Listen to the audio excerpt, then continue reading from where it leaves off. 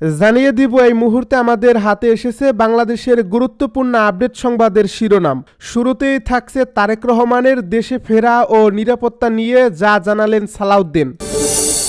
এবারে জানিয়ে দিব হাসিনার নির্দেশে হাদিকে গুলি করছে ছাত্রলীগ, বলছে দুলু। এদিকে হাদির উপর হামলা, গণতন্ত্রের উপরে আঘাত, বলছে বিএনপি নেতা মির্জা আব্বাস। আরও জানাবো রিজভী আজ যে বক্তব্য দিয়েছেন তা সত্য নয় বলে মন্তব্য ডিএমপি কমিশনারের।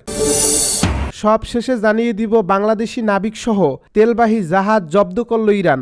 এতক্ষণ শুনছিলেন হাতে থাকা আপডেট সংবাদের শিরোনাম, এবারে বিস্তারিত। তবে তার আগে অনুরোধ রইল ভিডিওটিতে একটি লাইক এবং কমেন্ট করে জানিয়ে দিন ভিডিও সম্পর্কে আপনার মূল্যবান মতামত।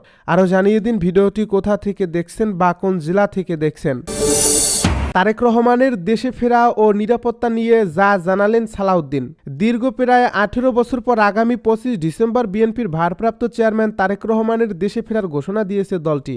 এর মধ্যেই ঢাকা 8 আসনের সম্ভাব্য স্বতন্ত্র প্রার্থী ও ইনকিলাব মঞ্চের আহ্বায়ক শরীফ ওসমান হাদির উপর প্রাণঘাতী হামলার ঘটনায় দেশে রাজনৈতিক অঙ্গন তোলপাড় হয়ে উঠেছে।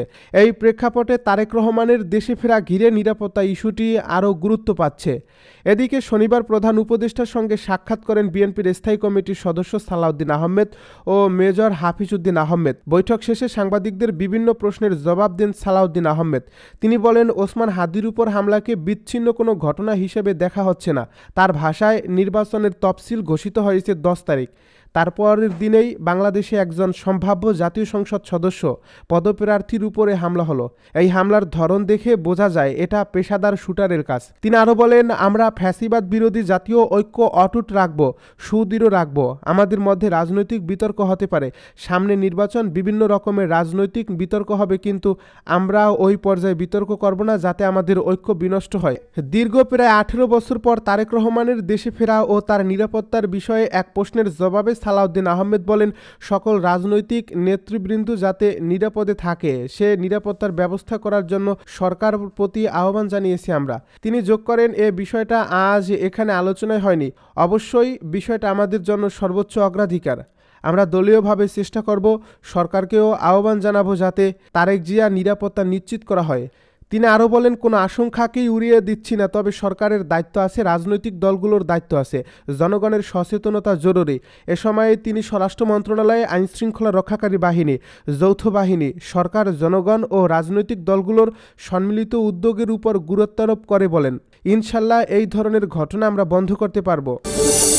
হাসিনার নির্দেশে হাদিকে গুলি করছে ছাত্রলীগ, বলছে বিএনপি নেতা দুলু। বিএনপির কেন্দ্রীয় নেতা ও নাটোর 2 আসনে ধানের শীষের প্রার্থী অ্যাডভোকেট এম রুহুল কুদ্দুস তালুকদার দুলু বলেছেন, ইনকিলাব মঞ্চের মুখপাত্র শরীফ ওসমান হাদিকে ফ্যাসিস্ট শেখ হাসিনার নির্দেশেই ছাত্রলীগের খুনিরা গুলি করছে। হামলাকারী ঢাকার আদাবর থানা ছাত্রলীগের সভাপতি। শনিবার বেলা 11টার দিকে কেন্দ্রীয় কর্মসূচির অংশ হিসেবে জেলা বিএনপি আয়োজিত সমাবেশে তিনি সব কথা বলেন। তিনি বলেন, এ ঘটনার সঙ্গে হাসিনা ও পুরো আওয়ামী লীগ জড়িত। আওয়ামী লীগ এই হামলার মাধ্যমে শুধু হাদিকে হত্যা চেষ্টা নয়, পুরো দেশের মানুষকে ভয় দেখানোর অপচেষ্টা করছে। বাংলাদেশের গণতান্ত্রিক ধারাকে বানচাল করার উদ্দেশ্যে এ ঘটনা ঘটানো হয়েছে। এজন্য আমরা এখানে একত্রিত হয়েছি। দুলু বলেন, আমাদের সবাইকে ভেদাভেদ ভুলে সতর্ক থাকতে হবে, সজাগ থাকতে হবে, ঐক্যবদ্ধ থাকতে হবে। জুলাই বিপ্লবের সঙ্গে জড়িত সবাইকে ঐক্যবদ্ধ থাকতে হবে। পরাজিত শক্তি বারবার দেশের শান্তি শৃঙ্খলা নষ্ট করার অপচেষ্টা করবে, এ বিষয়ে আমাদের সচেতন থাকতে হবে। নাটোর জেলা বিএনপির অস্থায়ী কার্যালয় এর সামনে সমাবেশ শেষে একটি বিক্ষোভ মিছিল বের করা হয়। এই মিছিলটি শহরের প্রধান সড়ক প্রদক্ষিণ করে কানাইখালী এলাকার নাটোর প্রেস ক্লাবের সামনে এসে শেষ হয়। সমাবেশে আরও বক্তব্য রাখেন জেলা বিএনপির আহ্বায়ক রহিম নেওয়াজ, সদস্য সচিব আসাদুজ্জামান আসাদ, যুগ্ম আহ্বায়ক মোস্তাফিজুর রহমান শাহিন প্রমুখ। হাদির উপর হামলা, গণতন্ত্রের উপর আঘাত, বলছে বিএনপি নেতা মির্জা আব্বাস। বিএনপির স্থায়ী কমিটির সদস্য মির্জা আব্বাস বলেছেন, ওসমান হাদির উপর বর্বরচিত হামলা গণতন্ত্রের উপরে আঘাত। সে আমার সন্তান সমতুল্য। হাদি গুলিবিদ্ধ হওয়ার সংবাদ পেয়ে আমি মানসিকভাবে আহত হয়েছি। এ আঘাত গণতন্ত্রের উপরে আঘাত। যারা এ আঘাত করছে তাদের কোনো হাত ভেঙে যারা এ আঘাত করেছে তাদের কালো হাত ভেঙে দিতে হবে। শনিবার বিএনপির নয়াপল্টন কার্যালয়ের সামনে ঢাকা মহানগর দক্ষিণ বিএনপি আয়োজিত ইনকিলাব মঞ্চের ওসমান হাদি গুলিবিদ্ধ হওয়ার ঘটনায় প্রতিবাদ জানিয়ে এবং সন্ত্রাসীদের গ্রেপ্তারের দাবিতে বিক্ষোভপূর্ব এক সমাবেশ সমাবেশে প্রধান অতিথির বক্তব্যে তিনি এসব কথা বলেন। বিএনপি নেতা মির্জা আব্বাস বলেন, দুপুর 2টায় হাদি গুলিবিদ্ধ হলেন, আর আধা ঘন্টা পরই একটি দল উত্তেজনা সৃষ্টির জন্য ফেসবুকে পোস্ট দেওয়া শুরু করে। আমি হাসপাতালে গিয়ে দেখতে পেলাম সবই পরিকল্পিত। আমি ঢাকার ছেলে, দীর্ঘ 50 বছর ঢাকায় রাজনীতি করি, আমি শান্ত ছিলাম। আমার নির্দেশনা পেলে তোমাদের তুলোধুনো করত। হাসপাতালে যারা এগুলো করছে তাদের হাদির সমর্থক নয়, তারাও অন্য একটি দলের সমর্থক। আমরা শান্ত না থাকলে হাদির চিকিৎসা ব্যাহত হতো। তারা চেয়েছিল হাদির চিকিৎসা যাতে ব্যাহত হয় এবং তিনি মারা যান। তিনি আরও বলেন, একটি দলের ষড়যন্ত্র আমরা 1971, 1986 সহ অনেক দেখেছি। এদের মূল শক্তি ষড়যন্ত্র।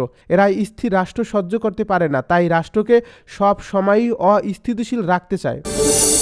হাদির উপর হামলা নিয়ে রিজভী আজ যে বক্তব্য দিয়েছেন তা সত্য নয় বলছে ডিএমপি কমিশনার। ইনকিলাব মঞ্চের মুখপাত্র ও ঢাকা 8 আসনের সম্ভাব্য স্বতন্ত্র প্রার্থী শরীফ ওসমান হাদির উপর হামলাকারী শিবিরের লোক ডিএমপি কমিশনারের বরাতে বিএনপির সিনিয়র যুগ্ম মহাসচিব রুহুল কবির রিজভী আজ যে বক্তব্য দিয়েছেন তা সত্য নয় বলে জানিয়েছেন ঢাকা মহানগর পুলিশ কমিশনার শেখ সাজ্জাদ আলী। আপনাকে কোট করে বিএনপির সিনিয়র যুগ্ম মহাসচিব রুহুল কবির রিজভী একটি বক্তব্য দিয়েছেন। সে সম্পর্কে জানতে চাইলে ডিএমপি কমিশনার গণমাধ্যমকে বলেন, আমি শুনেছি বেঘাস কথাবার্তা, ভুয়া, এমন একটি কোনো কথাবার্তা আমি বলিনি। ইতিমধ্যে একটি রিজেন্ডার দেওয়া হয়েছে। তিনি বলেন, এআই দিয়ে তৈরি করা একটি ছবি প্রচার করা হয়েছে, সেটি দেখেই তিনি ডিএমপি কমিশনারের বরাতে বেঘাস তথ্য ছড়িয়েছেন।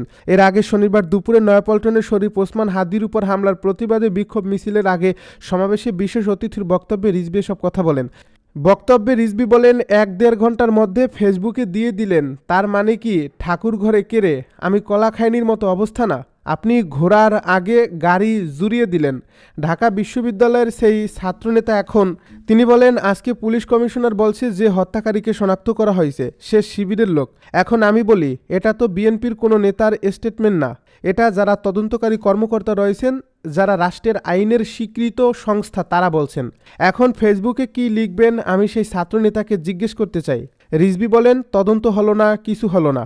এই এলাকায় বারবার এলেন মেয়র, তার সামাজিক অবস্থান, তার জাতীয় রাজনৈতিক অবস্থান বিবেচনা না করেই আপনি কেবল ইউনিভার্সিটির একটি ছাত্রনেতা হয়েছেন।